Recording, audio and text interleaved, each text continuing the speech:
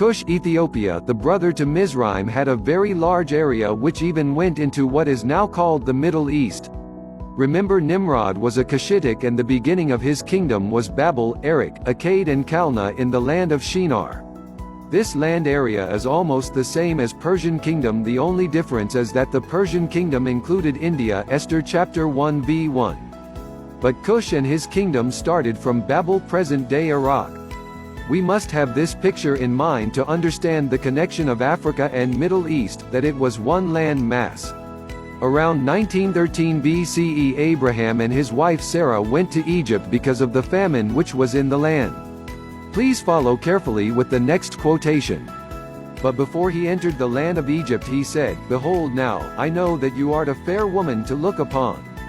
And it will come to pass, when Egyptians shall see thee, that they will say, This is his wife, and they will kill me, but thee they will keep alive." Now let us look at one commentary's references by Rabbi Shelomohyitschaki. Solomon ben Isaac, also known as Rashi, said the following in his commentary in relation to the above quotation. "Behold now, I know that thou art a fair woman, knowing that you are beautiful, I realize that your beauty is now a source of danger, particularly since the Egyptian are dark-skinned and ugly." Despite this comment having some racial discrimination and ridiculous comment, but the point here is the fact that the rabbi has stated that the Egyptians were black people, having a black-skinned race and a person belonging to a dark-skinned race. The all issue may look irrelevant now, but this quote by Rashi is going to backfire on him. Let us now follow the explanation, because Rashi has admitted that the Egyptians were black people. Next story is about Joseph. One of the 12 sons of Jacob was sold to Egypt by his own brothers out of anger. The Ishmaelites took Joseph and sold to the Egyptians. Later a famine had struck the land of Egypt and Canaan according to the Bible. In case there are those who don't know the verses in the Bible that talks of black people, here we are, and we have already started bringing out those verses to you. Because of hunger in the land, Jacob instructed several of his sons to go into Egypt and buy food because Egypt had enough to sell.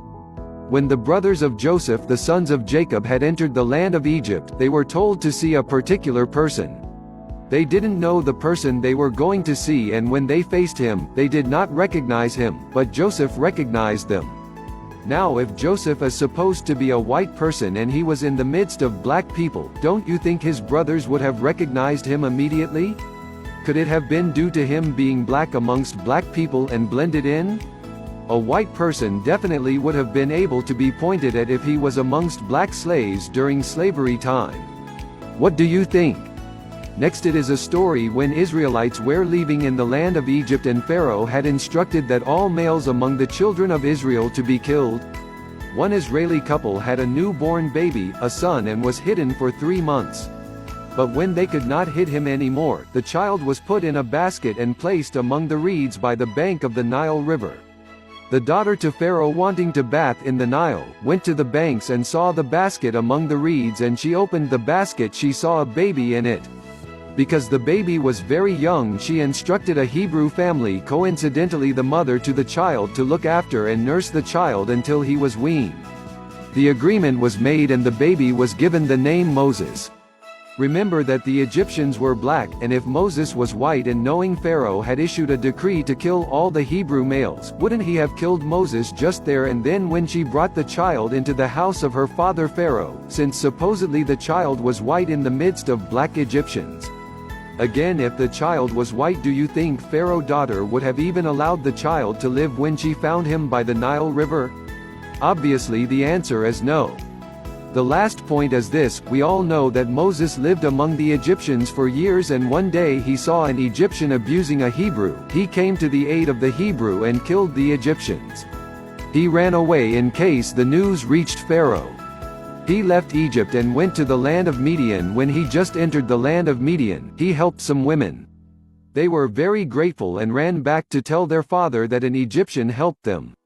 Here again, if they made a mistake by saying Moses was an Egyptian and knowing that Egyptians are supposedly dark-skinned and ugly, does this also make Moses dark-skinned and ugly too? Surely people need to be careful on what they say. It may come back to haunt you. Herodotus 484–425 B.C. was born in Halicarnassus, a Greek colony in Asia Minor. He traveled a lot in different regions and he was a friend to Sophocles of Greece. His journey included reaching the western shores of Black Sea, South Italy and Egypt, and to the Asian cities of Tyre, Babylon, Ecbatana, Nineveh and Susa. During his journey he wrote the following quotation about the Egyptians or natives. "It is certain that the natives of the country are black. There can be no doubt that the Colchians are an Egyptian race. I made this inquire on the subject both in Colchis and in Egypt, and I found that the Colchians had a more distinct recorrection of the Egyptians, than the Egyptians had of them. My own conjectures were found first, on the fact that they are black-skinned and have woolly hair." By this quotation it also gives us a positive identification on Egyptians. This is to show that Egyptians were black and that Israelite always got mistaken for them, to also prove that they both, the Egyptians and the Israelites, were black people.